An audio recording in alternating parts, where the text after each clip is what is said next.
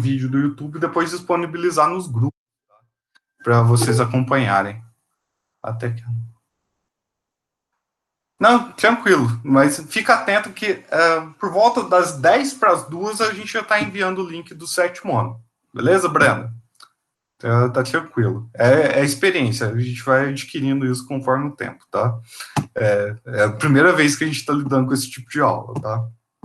Então, durante o período de Justiniano, que ocorreu no século VI, esse imperador acabou confrontando ali os persas sassânidas a leste, ou seja, à direita aqui do mapa. Se vocês notarem aí, quando eu compartilhar os slides, vocês vão ver que está escrito Império Sassânida, ou seja, ele acabou vencendo esses povos e consolidando ali as fronteiras lestes do Império Bizantino. Ele também conseguiu retomar pontos importantes do antigo Império Romano a leste, que é essa parte mais amarelada aqui, cor de ouro, vamos dizer assim, que eram territórios que os bárbaros tinham invadido, que já não existia mais o imperador romano do Ocidente, então o Justiniano quis retomar isso para o Oriente.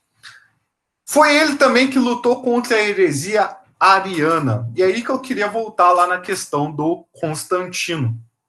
Constantino, imperador que reinou em Roma entre 308 até 336, ele foi responsável pela criação do cristianismo.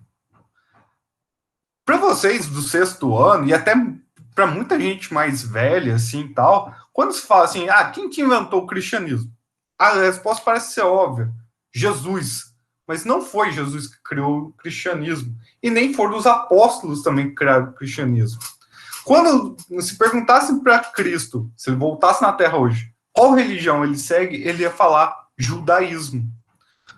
Jesus, ele começou a questionar pontos do judaísmo, mas ele nunca criou uma religião própria para ele. Ele falou que queria criar segundo as palavras dos apóstolos, ele queria criar uma igreja para Deus, mas ele nunca falou que queria criar uma religião.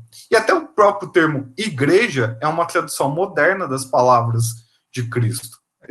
Provavelmente ele falaria que ele teria criado um templo para Deus. Mas, enfim, os apóstolos, depois que vieram para espalhar a palavra de Cristo, se perguntassem a eles também, eles iriam falar que eles eram judeus, ou seja, eles seguiriam o judaísmo. Até para os próprios historiadores romanos, a existência de Cristo e dos seguidores de Cristo, por assim dizer, eles não sabiam definir. Eles falavam que era uma seita judaica radical que era contra o imperador.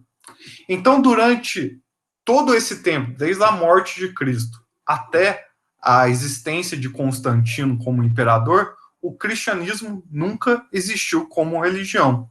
Haviam seguidores, e esses seguidores cresceram muito, principalmente no final do século I e século II do Império, mas não havia uma religião. Até que Constantino, querendo acabar com as diversas brigas religiosas que existiam no interior do Império, decidiu, então, deixar que os seguidores de Cristo pudessem realizar seu sacerdócio. Isso porque os seguidores de Cristo eram geralmente presos e sacrificados em arenas, porque eles eram justamente contra a concepção de haver um imperador. Bom, quando Constantino permite, então, o culto a Cristo, ele também quer impor regras a essa religião. E no Concílio de Nicéia, uma cidade que está aparecendo aí no mapa, deixa eu ver se eu acho. Ela não aparece aqui nesse mapa, infelizmente. Mas Nicéia fica aqui na Ásia Menor. No Concílio de Nicéia, então, numa reunião entre religiosos e o imperador na cidade de Nicéia, fica decidido, então, as regras da igreja. Por exemplo, a Santíssima Trindade, Pai, Filho e Espírito Santo, que até para quem é cristão ou católico, principalmente, dá um nó na cabeça entender que Pai, Filho e Espírito Santo são a mesma entidade, são a mesma coisa ao mesmo tempo.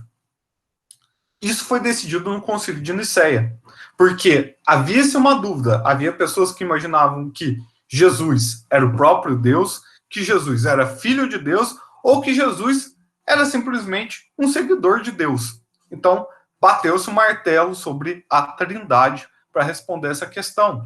Os pecados capitais, os mandamentos, tudo isso foi retificado nesse Concílio de Nicéia. Os mandamentos são até anteriores a Cristo, mas eles foram retificados durante o Concílio de Nicéia. Então a gente pode dizer que quem, na verdade, criou o cristianismo foi o imperador Constantino. Existia ali a palavra de Cristo, os ensinamentos de Cristo, mas uma religião em torno de Cristo, ela nunca existiu de fato para ser chamada de religião. Então, por isso que é muito importante a gente entender o papel de Constantino nesse processo. Existe até uma série de filmes, não sei se vocês conhecem, que chama o Código da Vinci, e ele discute um pouco essa questão da criação do cristianismo, da mitologia em cima do cristianismo. Não estou aqui, em momento algum, para questionar fé. Eu acredito em uma coisa, vocês podem acreditar em outra, e a gente não pode se questionar, porque fé é algo que nunca se questiona, tá? Existem outras religiões também que não acreditam em nada disso que a gente fala, mas eles têm a fé deles, e a gente não pode questionar. A gente tem que compreender, entender e conviver com essas diferenças que nós temos de povos para outros, tá? Então, essa questão do... Por que eu puxei tudo isso de Constantino? É que mesmo com o Concílio de Nicéia, houve pessoas que ainda bateram o pé e não concordaram com a ideia do que o concílio pregava. E uma dessas seitas que não aceitava o que o concílio criou foi essa seita ariana. Justiniano, então, vai ser o responsável por combater essas seitas. Levar uma homogeneidade, uma uniformidade ao cristianismo dentro do Império Bizantino. Ele não vai ter muito sucesso nisso, não. Mas, dentre uma dessas tentativas para combater essa seita ariana, levou uma importante revolta dentro desse império, que foi a revolta de Nica. Nica é uma deusa da vitória, é a deusa da vitória para os romanos, e sempre quando um gladiador ou um corredor de biga ganhava a competição, gritava-se Nica. E por que essa revolta tem esse nome? Porque Justiniano, para acabar com a oposição que havia dentro da cidade de Constantinopla, convidou todos os seus opositores a assistir uma corrida de biga no maior circo da cidade de Constantinopla. Quando as pessoas estavam lá dentro, ele mandou trancar os portões e mandou que os soldados invadissem lá e matassem todas as pessoas. Por isso, a revolta ficou conhecida dessa forma. Essa revolta e esse assassinato em massa que ocorreu, né, nesse circo gerou ali uma estabilidade para o governo de Justiniano, que era um governo que gastava muito dinheiro por conta das suas expansões militares. Ele também vai ser responsável pela construção da Catedral de Santa Sofia, que é essa catedral aí que está mostrando na imagem da direita. Se eu não me engano, no PET também está trazendo uma imagem dela, que hoje em dia ela é uma mesquita muçulmana, mas ela foi construída como um templo cristão. Ela é cheia de mosaicos da antiguidade, mostra ali muito da arte bizantina. Alguma dúvida nessa parte que eu acabei de falar, gente? Se vocês acharam que eu estou indo rápido também, pode falar. Dá uma diminuída, você está falando muito rápido. A gente desconhece isso que você está falando. Posso continuar, então? Vamos lá. Passando para o próximo slide, então, gente. Uma outra característica dos bizantinos gira em torno da arte e da religiosidade desse povo. A religiosidade é um fator muito forte dentro do Império Bizantino, até por conta dessa questão do imperador ser chefe de Estado e da religião ao mesmo tempo. Então, a maioria da arte que a gente vai ver desenvolvida pelos bizantinos vai juntar sempre essas duas ideias, religião e imperador. Um exemplo disso é essa imagem que eu trouxe abaixo aí. Ao centro, a gente vê Nossa Senhora com o menino Jesus no colo.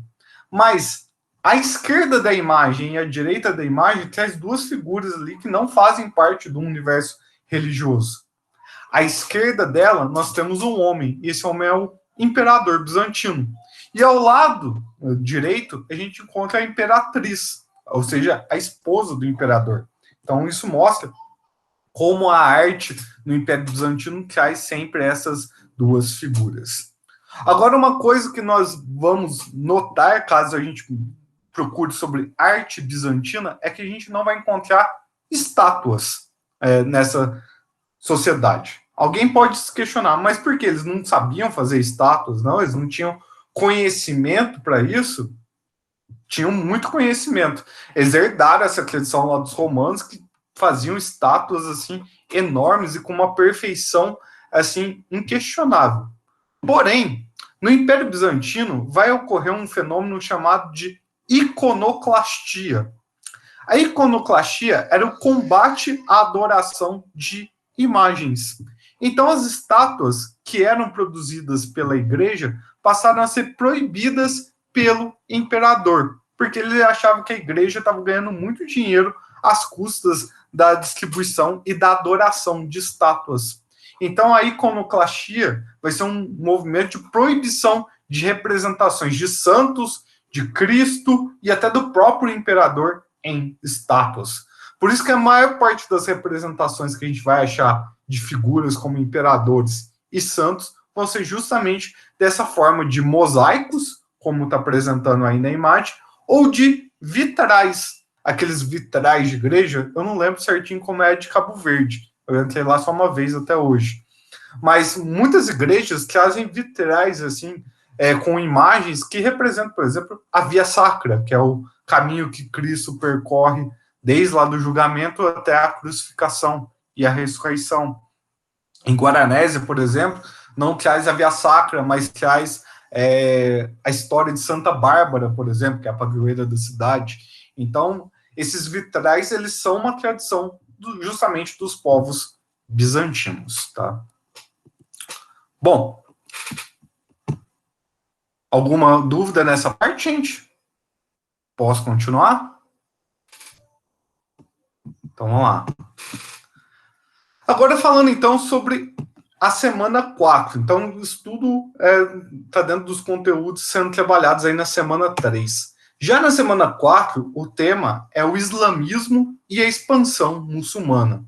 Islamismo é uma religião que vai surgir a partir do século VII, na região da Arábia, mas ao sul aí do Império Bizantino. No mapa vai dar para vocês verem aí que está dando as referências da onde era o Império Bizantino e da onde era o Império dos Persas Sassânidas.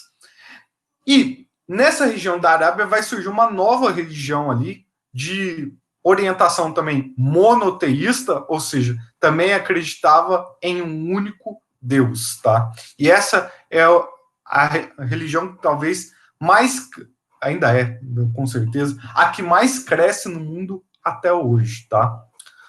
Ainda está atrás do cristianismo, dentro de todas as suas vertentes, seja católico, protestante, batista, presbiteriano. Então, os cristãos ainda são o maior número, mas o islamismo vem em segundo lugar e está crescendo em um número muito grande, tá? Bom, os árabes, até o início do século VII, eles estavam divididos em várias tribos, ou seja, eles nunca formaram um estado único. Aí no mapa tem uma representação assim do que seriam as principais regiões aí da Arábia, tá? Os árabes, então, dentro dessas tribos, eram comandados ali por diversas famílias. Cada família ali gerava ali uma política interna dentro dessas tribos. E esses chefes de famílias controlavam oásis, que eram regiões ali que proporcionavam um acesso à água, lembrando que a Arábia, grande parte, é uma região desértica, mas os oásis são locais que proporcionam água e que, por proporcionarem água, geravam ali rotas comerciais que passavam por esses oásis. E quem tivesse controle dessas rotas comerciais acumularia, então, muita riqueza. Então, os principais chefes vão controlar esses oásis e, por consequência, controlavam ali as rotas comerciais. Esses árabes, eles eram politeístas, ou seja, acreditavam em diversos deuses, e esses deuses estavam sempre ligados a elementos da natureza. Bom, dentre esses árabes existia um com o nome de Maomé. Maomé, segundo a tradição islâmica, histórias contidas no Alcorão, que é o livro sagrado dos muçulmanos, Maomé, quando tinha 40 anos de idade, recebeu uma visão de um anjo dizendo que havia um único Deus universal com o nome de Alá. A partir desse momento, então, Maomé passou a adotar ali o monoteísmo em Alá e iniciou suas pregações. Só um instante, gente. Você vai ver que é algum aluno que está tentando entrar e eu não consigo. Tá, não é ninguém. Não. Então,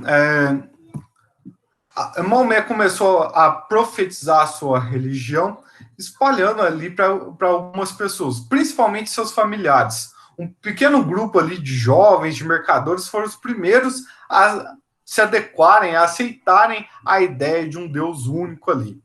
Porém, ao fazer isso, Maomé contrariou uma série de outros religiosos ali da religião que defendiam o politeísmo, a continuidade do politeísmo, porque essas pessoas se beneficiavam com essa religião. Então, Maomé foi obrigado a abandonar sua cidade natal, Meca, e se dirigir para a cidade de Medina, na Arábia. Esse evento é conhecido como Égira.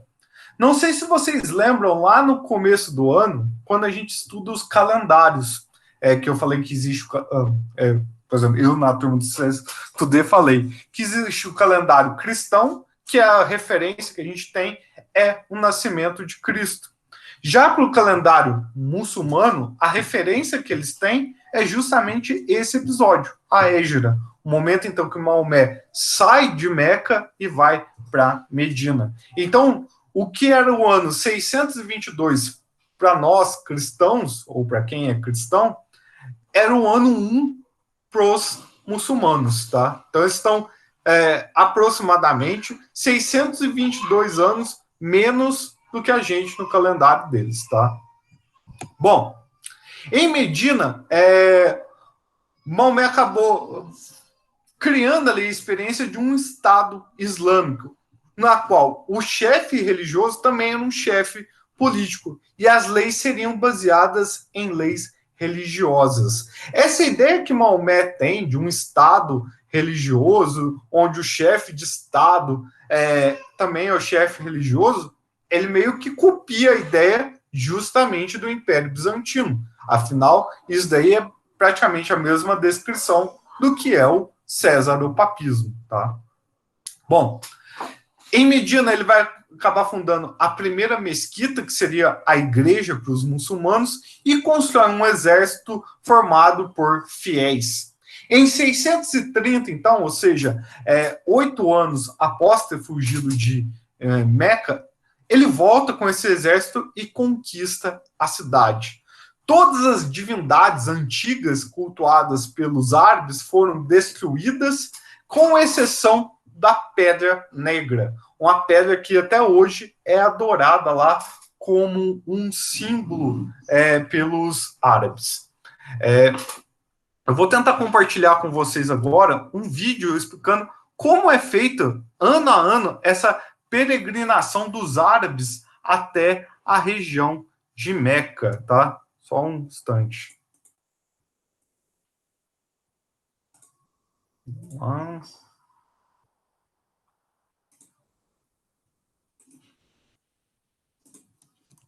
Ela...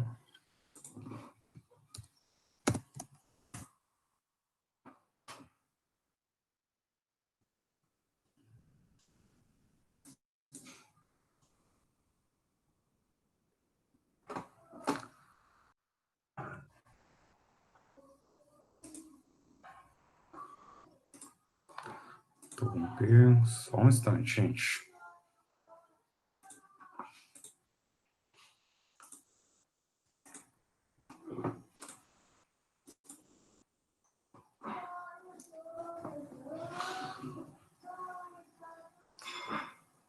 Bom, já deve ter aparecido aí o vídeo para vocês.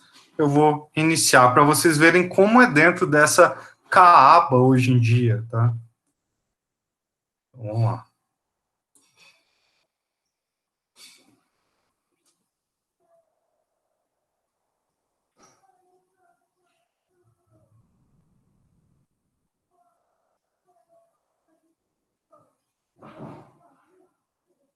É um vídeo curtinho, é só para vocês verem que essa pedra preta aí que a imagem está mostrando é justamente a pedra sagrada que permanece. Foi o único símbolo, vamos dizer assim, não islâmico que permaneceu vivo nessa cultura muçulmana, tá? Bom, voltando lá para os slides.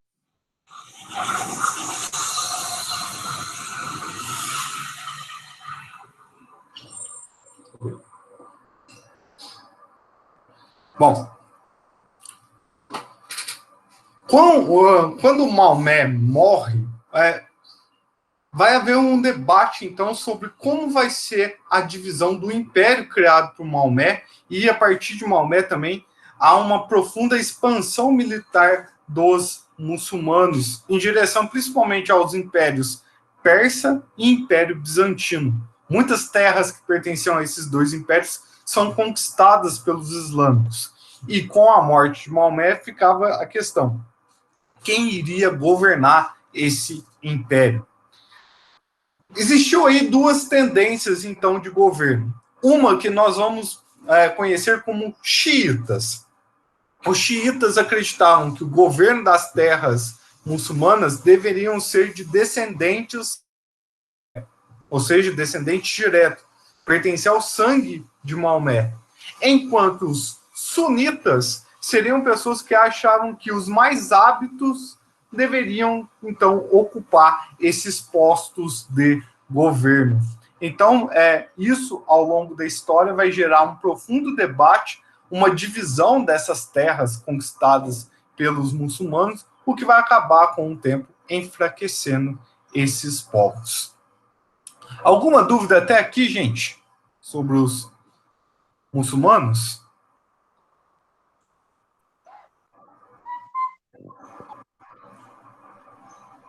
Bom, agora a última coisa que eu queria ver com vocês, então, que a gente... Oi? Ayad. Tem alguma dúvida? Se quiser falar, pode falar. Não. Ah, tá. Última coisa que eu queria ver com vocês, então, agora é sobre as atividades. Eu vou dar uma explicaçãozinha curta aí sobre cada uma das atividades. Só um instante que eu já compartilho aí a tela com vocês.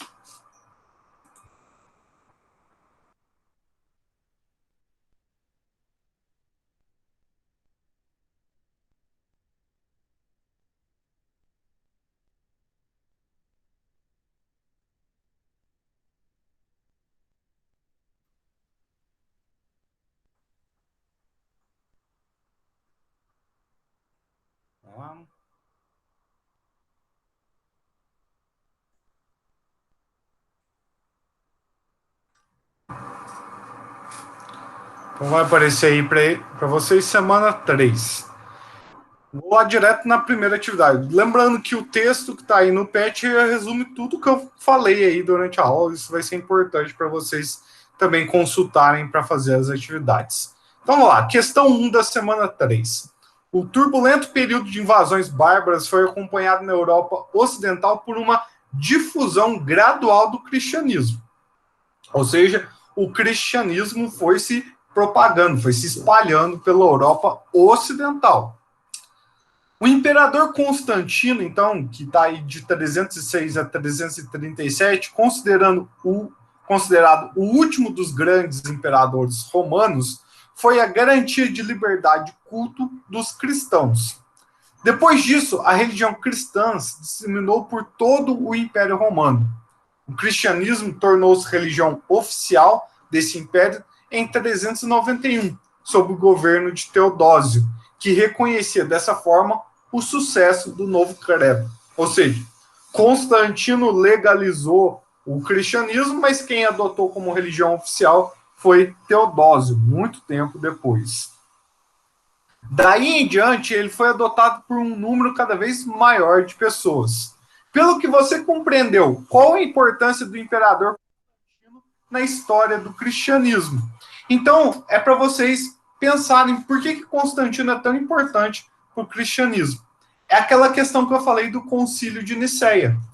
Ele não é só responsável por deixarem as pessoas cultuar Cristo, mas por criar todas as leis, todas as normas do cristianismo. Ou seja, se pensar no cristianismo como uma religião, é o próprio Constantino que é o responsável por isso. Tá? Então, vocês vão desenvolver a resposta em cima desse texto. Tá? Atividade 2. Tem aí um mapa do Império Bizantino, tá? Com os antigos territórios romanos, com a conquista de Justiniano também. Então, vamos lá. Letra A. Em que continente situa-se Constantinopla? Lembre-se que essa região faz parte do território da Turquia. Então, Constantinopla está aqui. Vai gerar uma resposta muito complicada. Não sei se vocês já viram a questão dos continentes com o Márcio, ou com a Laura, ou até mesmo com o... Nossa, me fugiu o nome. Caramba. Do Dimas. Não sei se você já viu isso com eles, mas a Turquia é um dos poucos países que ele está em 2 continentes ao mesmo tempo. E a cidade de Constantinopla é justamente a cidade que une os dois lados. Aí no mapa não está mostrando muito bem, não. Mas a cidade de Constantinopla, ela está tanto aqui nessa parte que representaria a Europa, quanto nessa parte que representaria a Ásia, tá? Então, a cidade de Constantinopla está dos dois lados. Então, essa daí é uma resposta que eu estou dando de graça para vocês fazerem o exercício, tá? B.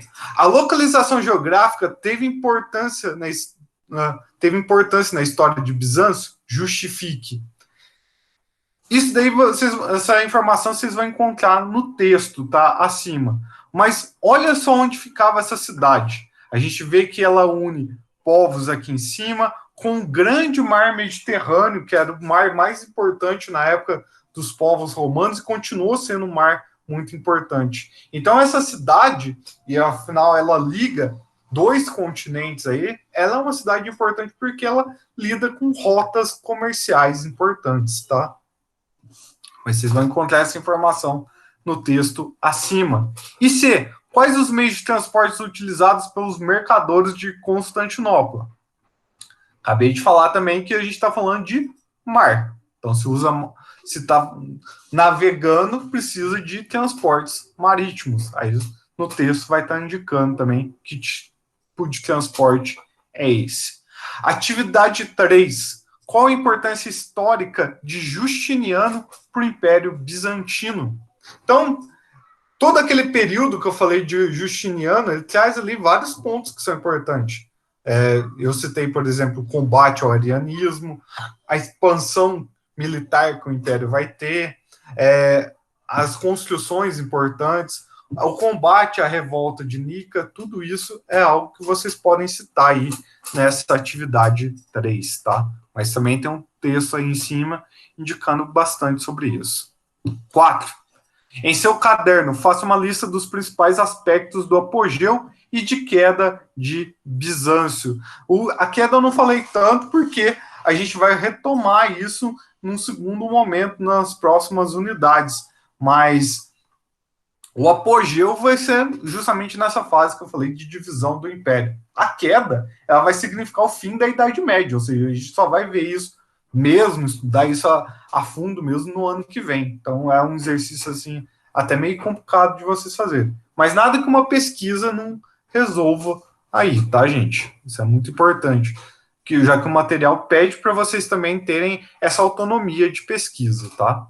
5. Explica a afirmativa. A sociedade bizantina era essencialmente urbana. Se a gente analisar o mapa que eu coloquei lá do outro lá nos slides para vocês, vocês vão notar que a maioria das cidades do Império Romano estava justamente do lado oriental. E também o Império Bizantino, ele era um império mais comercial do que o Império do Ocidente. Até um dos motivos, para quem viu lá no sexto D, eu comentei isso com eles. Um dos motivos de queda, de declínio do Império do Ocidente é justamente o fato do Império do Ocidente ficar sem comércio. Porque toda a parte de comércio importante que o Império Romano tinha era justamente na parte oriental.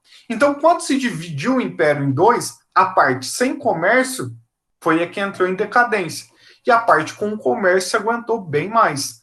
Tanto que o Império Bizantino vai durar até o ano de 1453, enquanto o Império do Ocidente ele deixa de existir em 476, ou seja, quase 1000 anos de diferença aí, tá?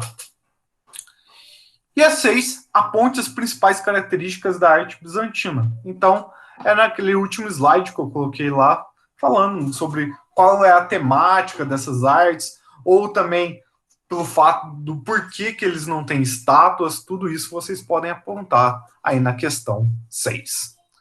Já na semana 4, vamos lá, atividade 1. A cidade do profeta foi uma cidade árabe que abrigou Maomé quando ele fugia de seus perseguidores. Qual o nome dessa cidade? Então, que é até o evento da Hégira, é quando ele deixa Meca e vai para uma outra cidade. Aí a primeira pergunta da questão é: qual o nome dessa cidade? Segunda pergunta: qual a importância política e religiosa dessa cidade para os árabes? Então, o que aconteceu na cidade para a qual Maomé foi parar que se tornou tão importante assim para eles? E a terceira pergunta: como se chama o santuário que existe nessa cidade? Tá? Aí tá se falando mais sobre a primeira cidade, a que ele abandonou, tá? Foi meio que tá meio confuso essas perguntas. Então vamos lá. Primeira, qual o nome da cidade que para a qual ele fugiu? A segunda está perguntando sobre a cidade da qual ele fugiu, tá? A primeira. A terceira também está perguntando sobre a cidade da qual ele fugiu. E está perguntando se o templo que existia nessa cidade da qual ele fugiu já existia antes de Maomé, tá? Então, está se falando sobre aquele templo que eu acabei de mostrar um vídeo para vocês e tudo mais, que chama Kaaba, tá? Então, para vocês procurarem saber se ele já existia antes, se não existia, no texto também está informando um pouco sobre isso, tá? Atividade 2. Coloque V para as afirmativas verdadeiras e F para as falsas. Então, analisar cada uma delas aí e colocar V ou F. O islamismo é uma religião monoteísta porque prega a existência de um único Deus, Alá. Então, vocês vão ver se é verdadeiro ou falso. Desculpa, gente. A cidade santa do islamismo é Medina, e todo muçulmano deve visitá-la pelo menos 3 vezes ao ano. Então, vocês vão julgar se é verdadeiro ou falso. Terceira, para o islamismo, Deus deve ser representado em esculturas e pinturas dentro dos templos. Isso é uma característica também que os árabes copiaram dos bizantinos, tá? Assim como os bizantinos tinham a questão da iconoclastia, os árabes também vão ter. Então, se você entrar numa mesquita árabe, você não vai ver nenhuma imagem lá de principalmente Maomé, tá? Maomé é uma pessoa que eles detestam que alguém tente fazer alguma representação dele, tá? Então, vocês vão colocar verdadeiro ou falso aí. E Quarto, toda a Europa se converteu à nova religião, ou seja, se toda a Europa se converteu ao islamismo. Terceira atividade aí. Leia o texto e responda. O islamismo hoje. Então, aí está falando um pouco sobre como é o islamismo nos dias de hoje, tá? Pergunta A. O Islã é uma religião predominante na maioria dos países do Oriente Médio, exceto em qual país? Então, vocês vão ver aí no texto qual o país que não segue o islamismo. B. Qual continente a religião é mais professada? Então, vocês vão ver com base aqui nos países, qual deles é o que tem a maior quantidade de países islãos. C. Em quais outros países o Islão tem muitos seguidores? Então, vocês vão ver aqui em números aí onde eles têm mais seguidores. E a D. Há cristãos que vivem no continente africano? Uma pergunta. O que significa dizer que nem todo árabe é muçulmano? Então, é um questionamento aí para vocês. Quarta, pesquisa e escreva o significado. Kaaba, eu já até falei aqui o que ela significa. O Alcorão, eu também já falei aqui. Agora, jihad é um termo importante para vocês pesquisarem, porque vai justificar justamente a expansão militar dos muçulmanos para combater justamente o Império Bizantino e os sassânidas, tá?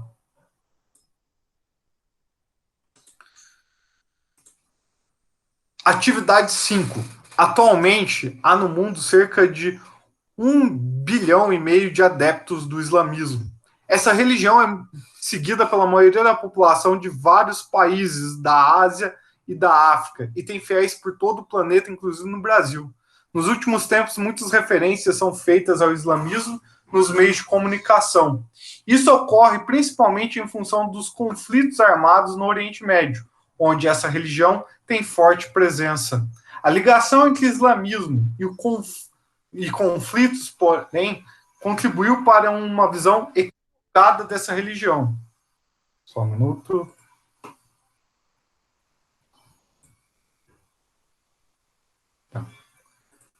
Equivocada dessa religião. A maioria dos islâmicos condena o uso da violência, pregando a coexistência pacífica entre os povos.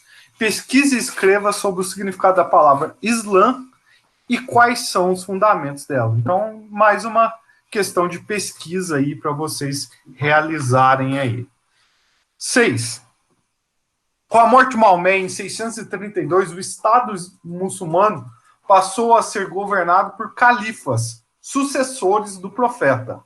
Dessa forma, começaram a aparecer desacordos entre alguns grupos muçulmanos, sendo os principais os sunitas e os xiitas. Descreva as principais diferenças entre eles. Então, é aquela questão que eu falei. Para um grupo aí, para os sunitas, alguma pessoa deve governar, para os xiitas, outro grupo de pessoas é que devem governar. Bom, gente, ficou alguma dúvida quanto às atividades?